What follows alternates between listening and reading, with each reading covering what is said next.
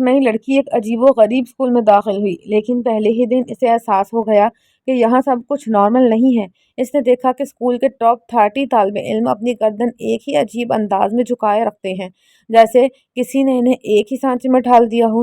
حیرت کی بات یہ تھی کہ ان سب کو ایک الگ کلاس میں رکھا گیا تھا، مگر وہ کلاس کسی تعلیمی کمرے سے زیادہ ایک قید خانے جیسی لگتی تھی۔ کم نمبر ہونے کی وجہ سے اینا کو عام کلاس میں جگہ ملی۔ جیسے ہی وہ اپنی سیٹ پر بیٹھی، اسے میز کے اندر ایک پرانی ڈائری ملی۔ پہلے صفحے پر صرف ایک جملہ لکھا تھا: اگر زندہ رہنا چاہتی ہو تو آگے مت پڑھنا۔ یہ پڑھ کر اینا رکنے کے بجائے اور بھی زیادہ تجسس میں آ گئی، لیکن اسی لمحے اس کے برابر بیٹھے لڑکے نے ڈائری چھین لی۔ اس کا نام ساؤچی تھا۔ ساؤچی نے غصے میں کہا، اب تمہیں ایسا پیٹ درد ہوگا کہ برداشت نہیں کر سکو گی۔ پوری کلاس تم سے نفرت کرے گی اور بہت جلد تم ایک ایسی خوفناک چیز دیکھو گی جسے کبھی بھول نہیں پاؤ گی۔ اینا نے اس بات کو مذاق سمجھا، مگر کچھ ہی دیر بعد اس کے پیٹ میں اچانک شدید درد شروع ہو گیا۔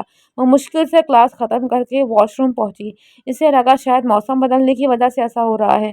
اچانک ساتھ والے کیبن کے اوپر سے ایک چہرہ جھانکا۔ وہ میاں تھی جو کلاس میں اس کے پیچھے بیٹھتی تھی۔ میاں نے آہستہ سے کہا، تم ابھی تک نارمل ہو، لیکن اس اسکول میں زیادہ دن کوئی نارمل نہیں رہتا۔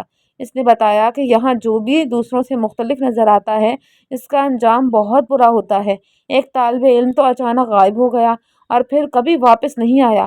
یہ سن کر اینا کے رونگٹے کھڑے ہو گئے۔ گھر پہنچنے پر اس کے لیے ایک اور صدمہ انتظار کر رہا تھا۔ اسے معلوم ہوا کہ اس کا یونیورسٹی کا داخلہ لیٹر غائب ہے۔ اینا ہمیشہ سے کیڑوں پر تحقیق کرنا چاہتی تھی، لیکن اس کی ماں اسے ڈاکٹر بنانا چاہتی تھی، اسی لیے اس نے خفیہ طور پر وہ لیٹر پھینک دیا تھا۔ دل ٹوٹنے کے بعد اینا رات کی اسٹڈی چھوڑ کر اکیلی اسکول کے پیچھے جنگل میں جا بیٹھی۔ رات گہری ہوئی تو اچانک اسے عجیب آوازیں سنائی دیں۔ اس نے دیکھا کہ چند لوگ ایک بے ہوش شخص کو اٹھا کر جنگل کے اندر لے جا رہے ہیں۔